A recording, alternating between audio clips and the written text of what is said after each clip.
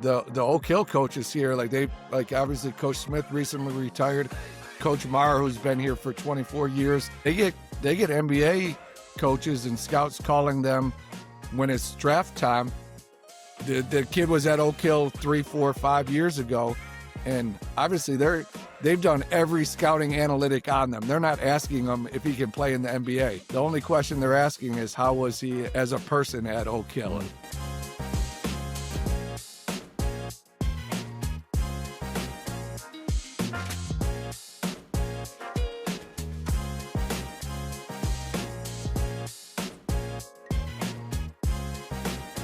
Are there differences in how recruiting works for each, and what should families understand about those nuances, if there are any? Yeah, a good question. And honestly, with a lot of these questions I was looking at, and obviously you're the host of the podcast, but I was like, man, you're the expert because you did it great with Jordan. You did an amazing job with her recruiting, and she obviously went on to play Division I basketball and had a great career, and she's doing great things now. So it's awesome that you're doing this podcast because you've got a wealth of knowledge. I would say I don't really think there's too much of a difference between the guys and girls recruiting, especially in basketball. Obviously, a lot of the exposure comes from AAU. So you definitely want to be involved in AAU and have a social media presence and then also take a proactive approach in reaching out to coaches directly, whether it's you reaching out to them directly or your coach reaching out to them directly, or even both. All coaches are available to find on the college website, and then obviously on Twitter or X. And so I think just being involved in AAU, obviously being in the gym working, and then taking a proactive approach and reaching out to coaches. And I would reach out to everybody. I would say for young, say you're in 9th or 10th grade, I mean, you still don't know where you're going to be at a developmental level. So reach out to D2, D3, and then your dream school is D1. And you never know, and get on the radar of everybody for sure. And then now, obviously, with the transfer portal, it's getting harder and harder to go to D1 straight out of high school. And there's nothing wrong with starting at a lower level and playing at a lower level, or starting at a lower level and then potentially getting an opportunity to play at a higher level in a year or two. Great point. And I want to ask you about the transfer portal in a few minutes. But two things I want to ask you about. Number one, what do you think about, what's your philosophy on student athletes? And I'll say it this way because my daughter is getting into coaching now, and she's saying that players today need a better IQ. Yeah. What have you seen, since you're intimately involved with this? What have you seen in terms of the players' IQs as it pertains to their particular sport? Are they trying? Are they developing? What are they doing to develop, if they're doing anything? No, that's a great point, and Jordan hit it on the head for sure. And that's something that we see, especially in basketball for sure, is that there's too many that are, which there's a place for it, but they just want to be getting their individual skill workouts in and getting their one-on-one drills in, and that doesn't always translate to 5-on-5 basketball. And so you need a balance of both for sure. You need that individual skill workout, but you need to play 5-on-5, 3-on-3, 4-on-4 to get that basketball IQ. And we don't see that. We don't see kids just going out and playing 5-on-5, 3-on-3 on their own. Everything's in a structured practice or game. And I think there's just as much of an importance of just playing games, whether they're unstructured, as well as just getting that individual skill workout. I think that's what's leading to sometimes them kids not having the feel for a game like we feel like they should at that age. Great point. When I go to these tournaments and I see the students come off the floor, they've just played a game, they may grab a Gatorade, but I'm also seeing them grab Sour Patches and chips and other items. In terms of conditioning, what should a student athlete be doing after they're coming off the floor in these AAU tournaments, or even after a high school game? How should they be feeding their bodies? Yeah, I mean, especially like AAU and then young kids, but AAU, you're playing 2-3 games a day. And so the amount of calories you're burning is crazy. And then basketball players traditionally are slim, and you need good calories in your body for sure. So, I mean, I'm a huge advocate, obviously, of protein shakes, and you can have 2, 3 of those a day easily, especially when you're playing. And so I would say having a protein shake right afterwards, and then good carbs as well. And so one of my favorite things I would always talk to my athletes about is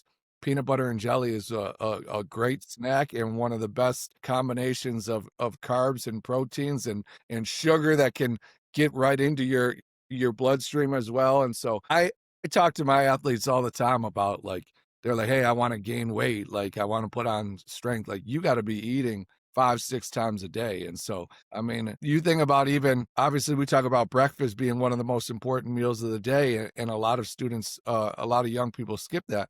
And you want to gain weight and you eat dinner at 6, 7 p.m. and then don't eat again until noon. You're going 18 hours without eating. Like, what do you think is going to happen? Your body's going to start eating away at your muscle, and you're going to start losing muscle. So you got to feed the machine. So, I mean, I talk about them to breakfast, bring a light snack at 10 a.m., eat lunch, have a light snack before your practice or your workout at 2 p.m., eat dinner at 6, and have another protein shake or peanut butter and jelly before you go to bed. And they're burning so many calories and just not replenishing those calories in a very efficient way, for sure.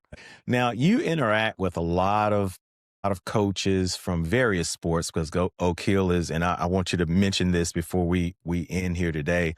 Oak Hill does a lot more than just basketball, and I want people to know that. But when college coaches evaluate a player, what are the biggest red flags that you've seen that can hurt a student athlete's chances, be it on the court or their field of play or the classroom or social media? What are those things that are the biggest red flags for college coaches? And I think all 3 of those, I think, are huge. Like, so obviously, if you don't have the grades, that's going to put you out of a wide selection. And then we talked about Matt Howard, one of the AC Flora greats, and he went and played basketball at UPenn. And you have great grades, that's just going to open up even more opportunities, where it's like, hey, we might not have to give him a full scholarship. We can give him a partial athletic scholarship and a partial academic scholarship. Yeah. So that's going to open up more opportunities. But obviously, the red flag, if you have bad grades, that's going to hamper you. And then social media is huge. Well, like we said, there's big pros and big cons. And if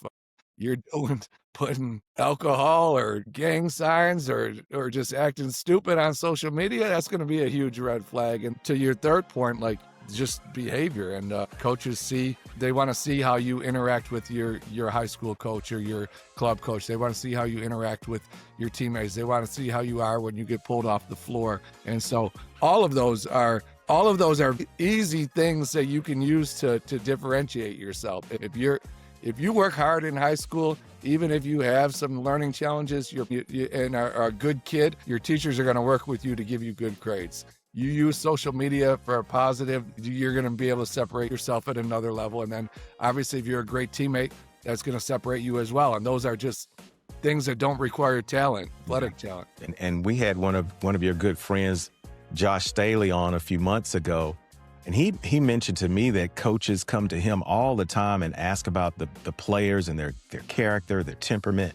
But he also mentioned something interesting to me. He said that one of his players even got an offer just because they were on the bench cheering. That every play that happened on the floor, the kid that was on the bench stood up, cheered, and just brought a positive influence to the team, and got an offer based off of that. And I was just amazed by that. And it just goes to show you don't have to actually be on the floor all the time. Now, this kid played a little bit, but was not a main player. But you can affect your future by the way that you interact and support other people. So I just want to make sure that parents understand that. Encourage your child to not just be a great athlete, but be a great person. Be someone who supports others as well. And that's tremendously important. Yeah, I'd take just to piggyback off that real quick. Just the Oak Hill coaches here, like obviously Coach Smith recently retired.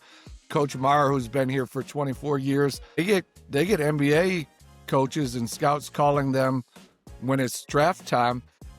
The kid was at Oak Hill 3, 4, 5 years ago, and obviously they're They've done every scouting analytic on them. They're not asking him if he can play in the NBA. The only question they're asking is how was he as a person at Oak Hill? So that's 5 years later, and they're asking about that. That's hugely important. That wraps up another episode of Recruiting from the Bleachers. I'm your host, Michael Strange, and I appreciate you tuning in. Be sure to join us next week for another insightful conversation. Stay connected with us on Instagram, Spotify, and YouTube at Recruiting from the Bleachers. Like, share, and follow to keep up with the latest updates. And don't hesitate to leave your comments and questions. We'd love to hear from you. For a deeper dive into the basketball recruiting process, check out our book, Basketball Recruiting, A Parent's Perspective, available now on Amazon.com. Parents, remember, from the bleachers to the big leagues to the boardroom, let's keep cheering and steering our student athletes towards success. We'll see you next time.